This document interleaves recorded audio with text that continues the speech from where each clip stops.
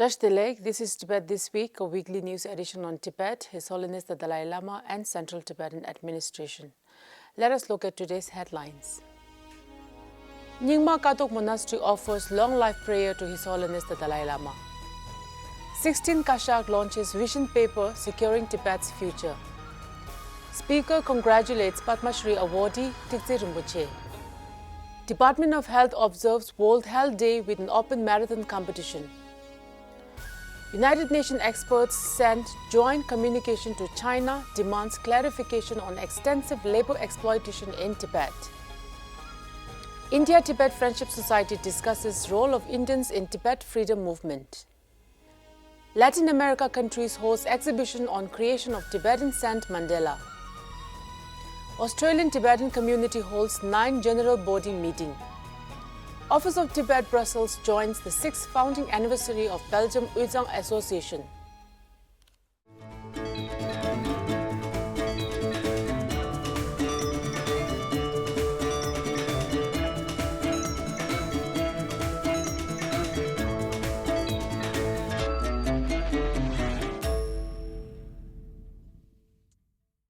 On Wednesday this week, Nyingma Kathok Monastery and Kathok Tibetan Society offered long life prayer tenshu to His Holiness the Dalai Lama at his official residence in Dharamshala.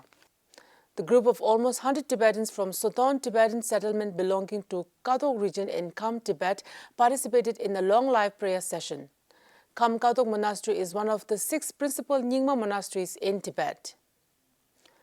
On Monday this week, Central Tibetan Administration and the 16 Kashag headed by Sikyong Pempat Sering launched a vision paper titled Securing Tibet's Future in the presence of delegates from major funding organizations like the USAID, the Tibet Fund and National Democratic Institute. This symbolic document is based on the commitment reiterated by the 16 Kashag over the last year and a half of its administration. The document will serve impetus to the path forward in seeking a peaceful resolution of the Sino-Tibet conflict whilst fulfilling the needs of the Tibetan community in exile, which are the principal twin mission of the present administration.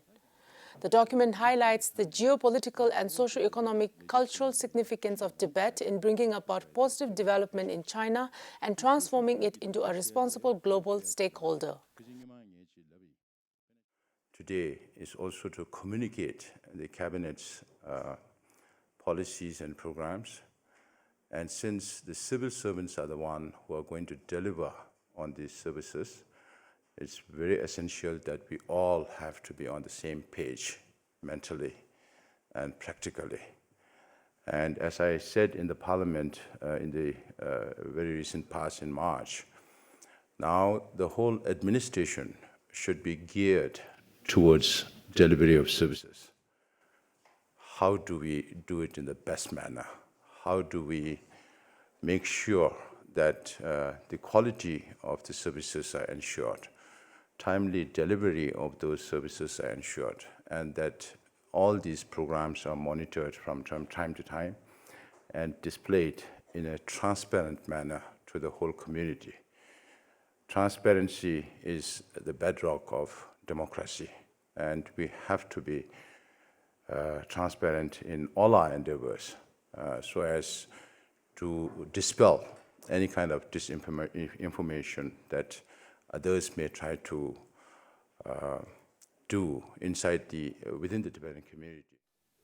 Sikyong further called for the collective effort and transparency of the administration and the public to ensure the delivery of quality services espoused in the document. He thanked all those involved who have contributed to giving shape to this vision paper. Veena Reddy, Mission Director of the USAID, who was present at the vision paper launch as a special guest with her team, appreciated the social integration of Tibetans in exile and the systematic governance of Tibetan administration and civil society groups. I understand that this vision paper is the product of extensive consultations so that the perspectives and views of Tibetan communities and leaders around the world are incorporated. This consultation is key to ensure that a unified approach is taken on by the entire community. USAID has recently undertaken a similar process with the launch of our new policy framework to drive progress beyond programs, which guides our agency's work around the world. So I know this is an extensive process, and that as implementation progresses, we will continue to learn lessons that will guide effective application to achieving our goals. A group of 6 United Nations experts issue a joint communication to the Chinese government expressing their deep concerns over serious violations of human rights in Tibet, particularly relating to extensive labor exploitations. United Nations experts call upon China to provide information on the transfer programs such as number and locations of existing forced labor transfer facilities in Tibet, disaggregated statistics on number of ethnic Tibetans transferred through the labor transfer programs, businesses based in so-called Tibet Autonomous Region, use and teaching of Tibetan language, including restriction placed on usage of Tibetan language, benefits for Tibetans who are transferred to low-paid, low-skilled jobs such as construction or textile manufacturing.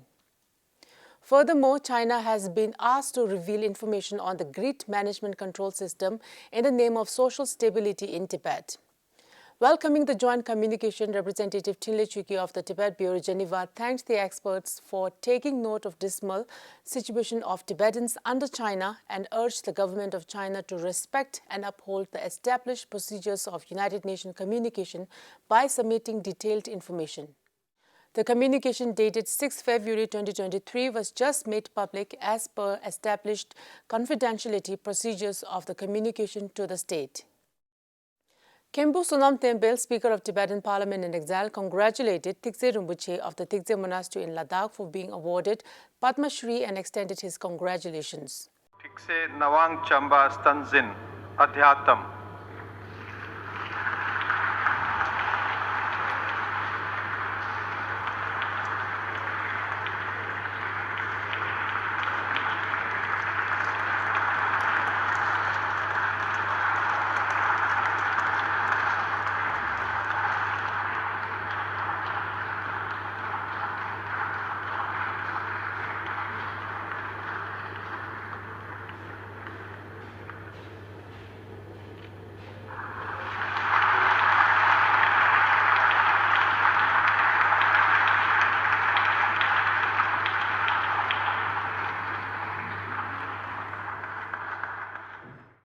Thiksay Rinpoche received an audience with His Holiness the 14th Dalai Lama at his residence in Dharamshala last week.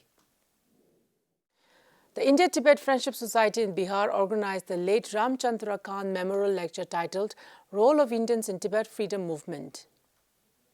The memorial lecture program was chaired by Dr. Harinder Kumar, President of India-Tibet Friendship Society Bihar, and Dr. Vikas Narayan Upadhyay, Vice President, and attended by Chief Guest Dr. Sanjay Paswan, former Union Minister and member of Legislative Council, Dr. Naval Kishore Chaudhary, renowned economist in Patna, Srimati Anuradha Shankar, Bihar Police Service Officer and elder daughter of late Ramchandra Khan, and Rashid Digi, Coordinator of India-Tibet Coordinator Office in New Delhi.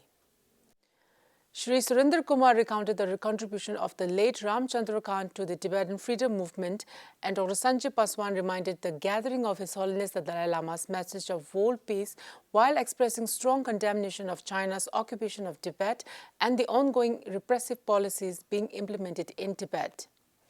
Late Ramchandra Khan was retired IPS officer and a former president of ITFS Bihar who had contributed in large to the Tibetan freedom movement.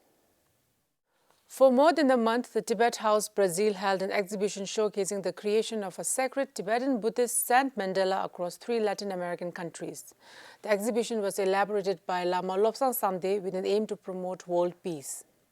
Sonia Francine, Municipal Secretary of Human Rights and Citizenship of Sao Paulo, and Chris Monteiro, Councillor of the capital of Sao Paulo, have attended the exhibition during its display. Representative Jingmi Tsering addressed the gathering explaining programs and tasks fulfilled by the Tibet House Brazil in preservation of Tibetan culture. Tsawang Phunzo, the former director and representative of His Holiness the Dalai Lama for Latin America, was also present at the event. The 9th General Body meeting of the Australian Tibetan community was held on 9th April in Melbourne, where Representative Kama Singye attended as a chief guest and Member of Parliament Tenzin Phunzo Doring as the guest of honour. The meeting deliberated on 3 main agendas, including how to promote and preserve the Tibetan language and Tibetan culture, how to carry out effective and efficient advocacy activities on Tibet, and how to sustain and strengthen the Tibetan communities in Australia. The meeting was attended by around 120 members and community leaders from Canberra, Sydney, Newcastle, Nowra, Melbourne, Brisbane and Adelaide. The two guests also attended the closing ceremony of the 11th Tibetan Youth Unity Club, which was hosted this year at Victorian Tibetan Community from 7th to 10th April. The tournament was participated by 6 football teams, 8 men's basketball teams and 4 women's teams from Melbourne, Sydney and Newcastle. The Department of Health Central Tibetan Administration commemorated the World Health Day, which falls on 7th of April, organized an open marathon competition in which various competitors took part on Saturday last week. The marathon competition saw 95 competitors of 65 men and 30 women.